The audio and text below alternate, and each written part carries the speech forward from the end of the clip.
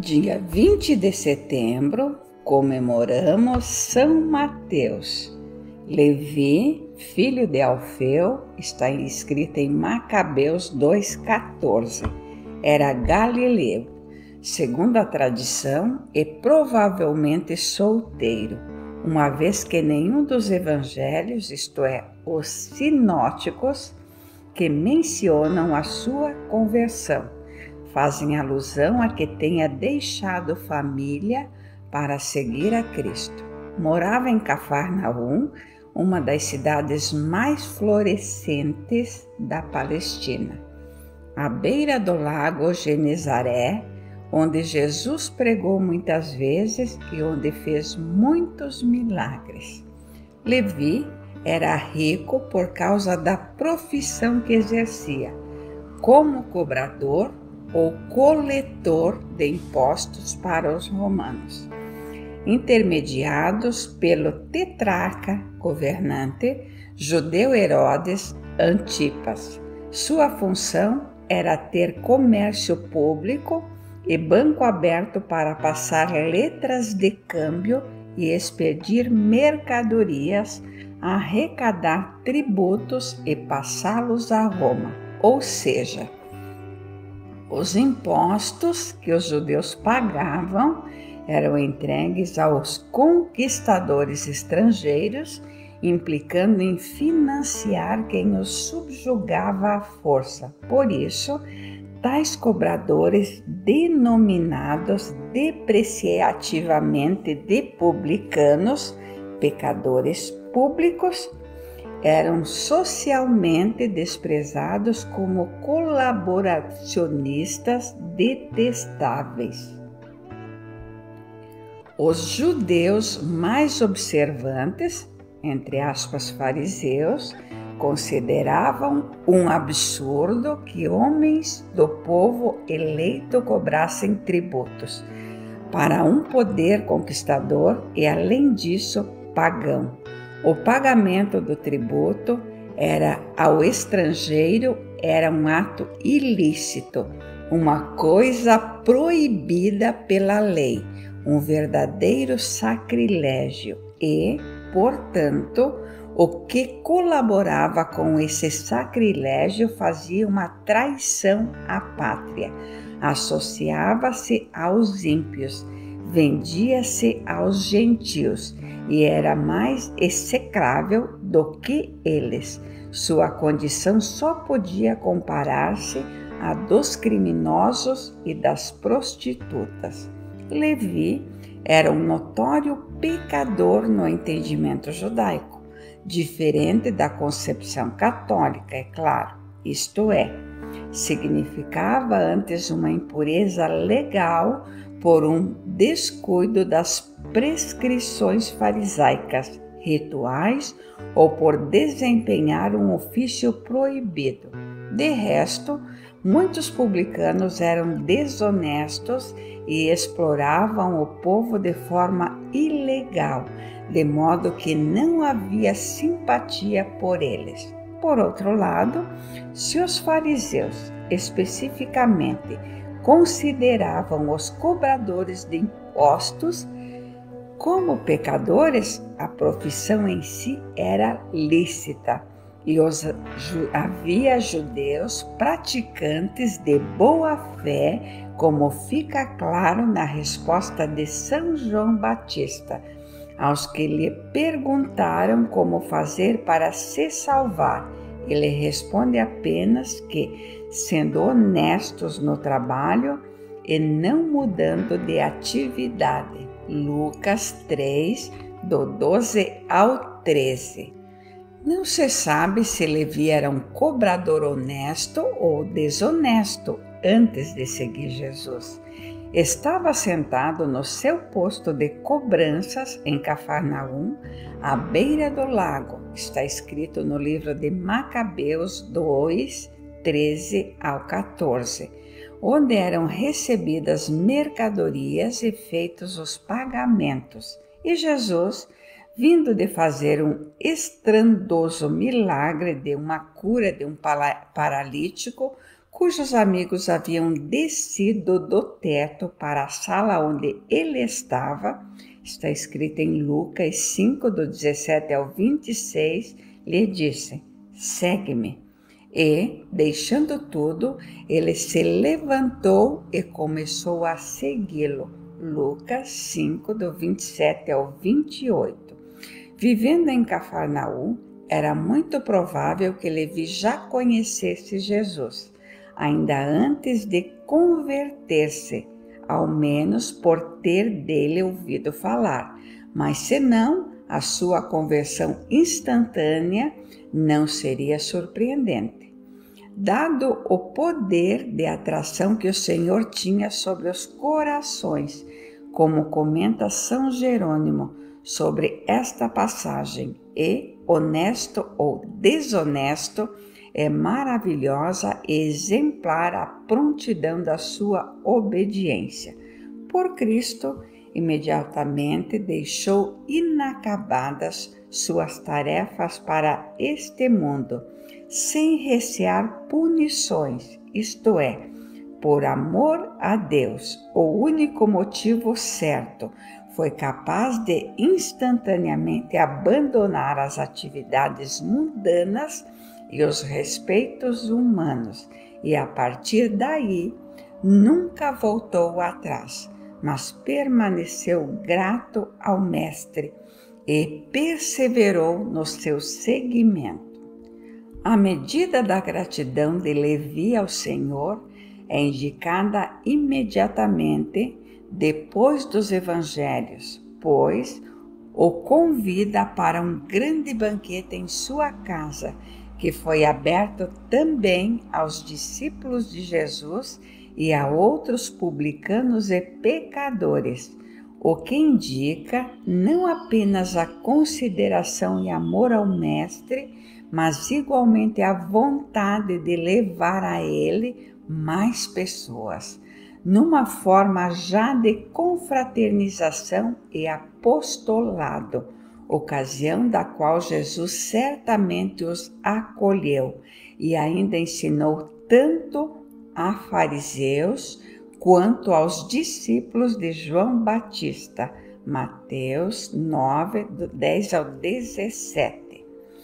A mudança de vida era frequentemente acompanhada, na época e na cultura local, da mudança de nome, e Jesus mesmo renomeou Simão como Pedro.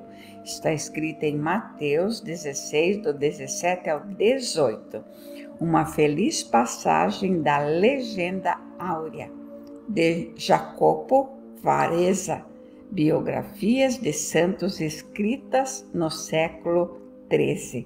Comenta que Levi quer dizer retirado, colocado, acrescentado, incorporado. E ele foi A. Retirado do seu posto de cobrança de impostos. B. Colocado entre os apóstolos. C. Acrescentado à comunidade dos evangelistas. E D. Incorporados ao catálogo dos mártires e a transladação deste nome foi para Mateus, que significa presente, dádiva ou dom de Deus, o que de fato este evangelho passou a ser. São Mateus acompanhou Jesus em quase todo o período de 3 anos de sua vida pública e certamente empregou seus antigos bens em boas obras, no auxílio aos pobres e aos discípulos. Foi assim testemunha direta do que depois relatou no seu próprio evangelho. Aliás, nem Mateus nem Lucas, quando mencionam nas listas dos apóstolos, o chamam de publicano, mas somente ele mesmo, indicando com humildade como se sabia pecador. Seu nome é apenas citado ainda nos Atos dos Apóstolos, não havendo sobre ele outras notícias nas Escrituras. Além da sua missão como um dos 12 apóstolos, sua grandiosa tarefa foi justamente escrever o primeiro dos 4 evangelhos, de acordo com o que havia dito Jesus: o Espírito Santo, que o Pai enviará em meu nome, esse vos ensinará tudo e vos trará à memória tudo quanto eu vos disse. João 14, 26. Este registro desejado por Deus para chegar às futuras gerações era transmitido oralmente nos primeiros anos da Igreja, mas surgiu a necessidade natural, sem se ignorar, desprezar ou esquecer a tradição, de notas escritas.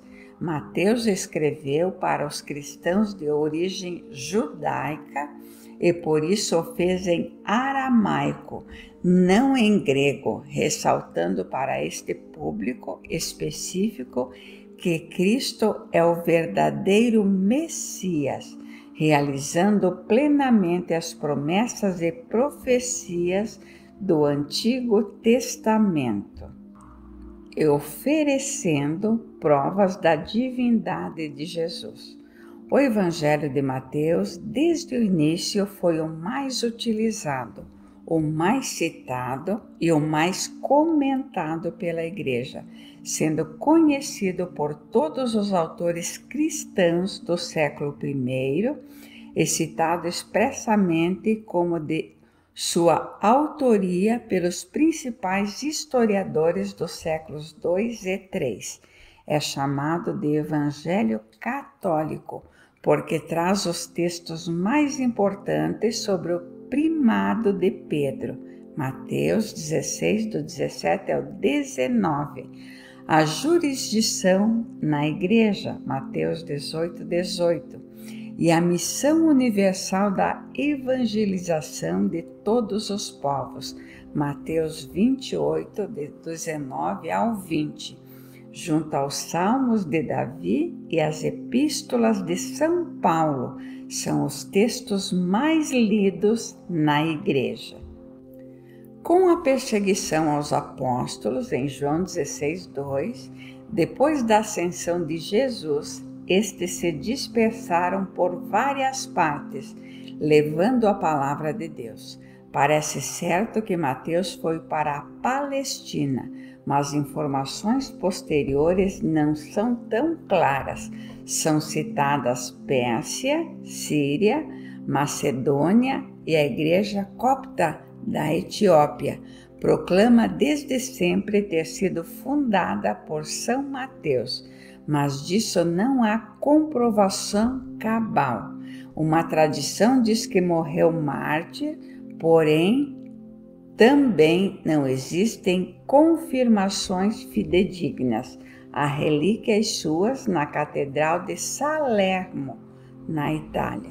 São Mateus é o padroeiro dos banqueiros, alfandegários, contabilistas, cobradores, consultores, tributários e da Guardia de França italiana, de modo a favorecer a união do fiel exercício do dever para com o Estado, com o fiel seguimento de Cristo nesta instituição.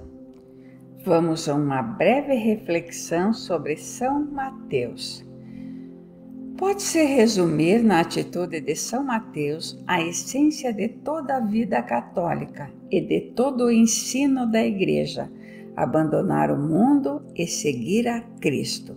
Normalmente, porém, a simplicidade desta formulação é inversamente proporcional à sua execução, apegados como tendemos a ser aos atrativos deste mundo, o que apenas exalta a grandiosidade do coração deste apóstolo, que não hesitou na sua decisão e ação.